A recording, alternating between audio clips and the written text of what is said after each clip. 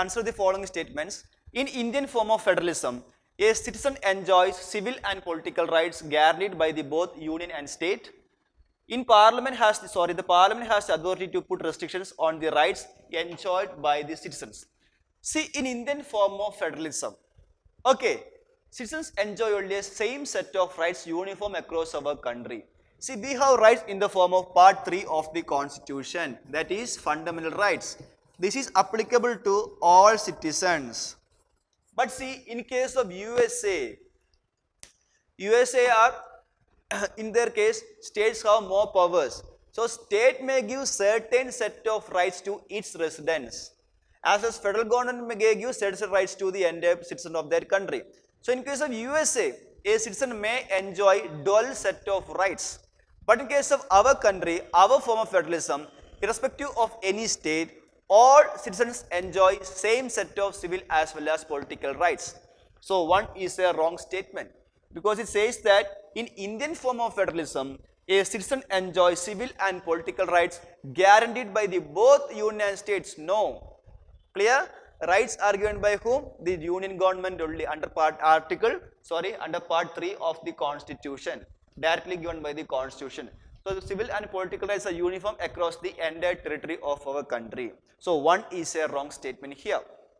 Regarding 2, the parliament has the authority to put restrictions on the rights enjoyed by exactly. This is the power of the parliament to put restrictions upon the whom? The rights of citizens of a country, not an issue. And regarding matters of fundamental rights, the parliament can make law regarding to give effect to any provisions of the fundamental rights as well. So 2 is a correct statement, 1 is wrong. So answer becomes option B, that is 2 only. Clear? Which among the following cabinet committee is not chaired by the Prime Minister of India? Cabinet Committee on Economic Affairs, Cabinet Committee on Investment and Growth, Cabinet Committee on Security, Cabinet Committee on Parliamentary Affairs. So first of all, what is Cabinet Committee? See, these are committees constituted by the Prime Minister of India for the smooth governance of the country. For smooth governance of the country, it is the power of Prime Minister of India to constitute what? Cabinet committees. And currently we have 8 cabinet committees. They are Cabinet Committee on Economic Affairs, Cabinet Committee on Political Affairs, Cabinet Committee on Appointments,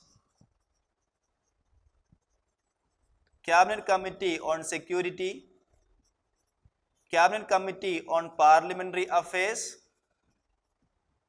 Cabinet Committee on Accommodation, Cabinet Committee on Investment and Growth, Cabinet Committee on Employment and Skill Development. And currently the Cabinet Committee on Parliamentary Affairs is headed by the Defence Minister of India, and Cabinet Committee on Accommodation is chaired by the Home Minister of India. See, this is not fixed. This is not a constitutional provision that it should be headed by so and so office. No, it depends upon the will and wish of whom? Prime Minister. It can be changed any time. So currently, today, the Cabinet Committee on Parliamentary Affairs is chaired by the Defence Minister of India, and Cabinet Committee on Accommodation is changed by the Home Minister of India. In future, it may change. So keep in mind. And apart from that, all the other 6 cabinet committees are headed by the Prime Minister of India currently. Clear? So which of the following is not chaired by the Prime Minister? Cabinet Committee on Economic Affairs is by Prime Minister, Cabinet Committee on Investment and Growth by Prime Minister, Cabinet Committee on Security by Prime Minister, Cabinet Committee on Parliamentary Affairs, and Cabinet Committee on Accommodation, not by whom? The Prime Minister of India. Answer is option D. Okay. Consider the following statements. The rules of procedure of the Lok Sabha is used for the governance of proceedings in the joint sitting, and there is no separate rules of procedure for the conducting a joint sitting. The quorum required to constitute a joint sitting is 1/10 of the total membership of the Lok Sabha. The joint sitting is summoned by the Speaker of Lok Sabha. So this question is regarding what? Joint sitting. So what is actually joint sitting?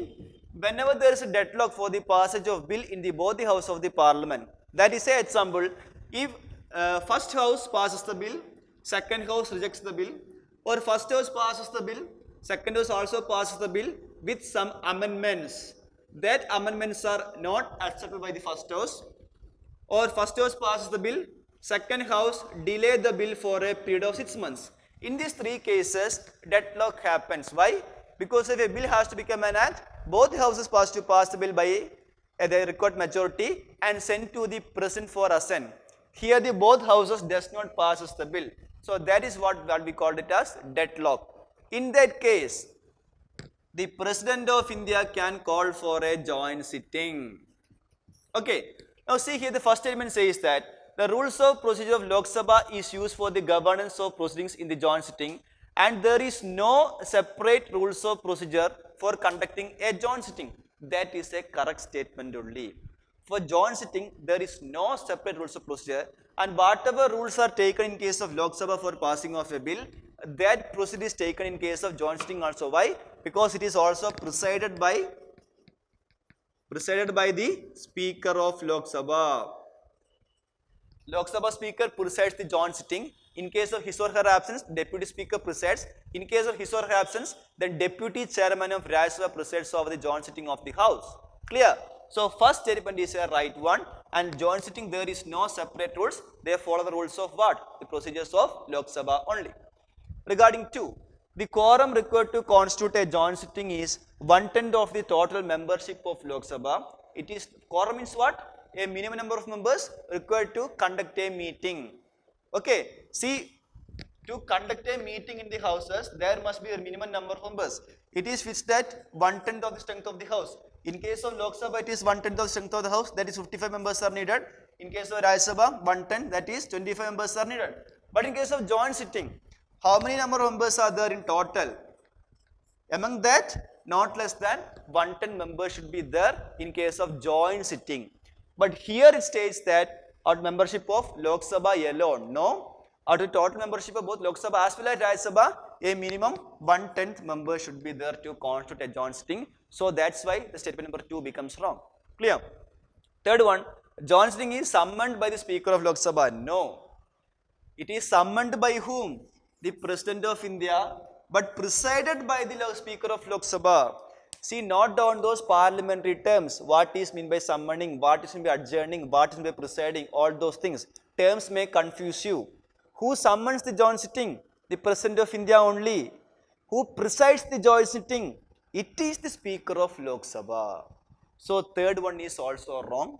1 is a correct statement, 2 and 3 are wrong. Answer becomes option A, that is 1 only. Clear?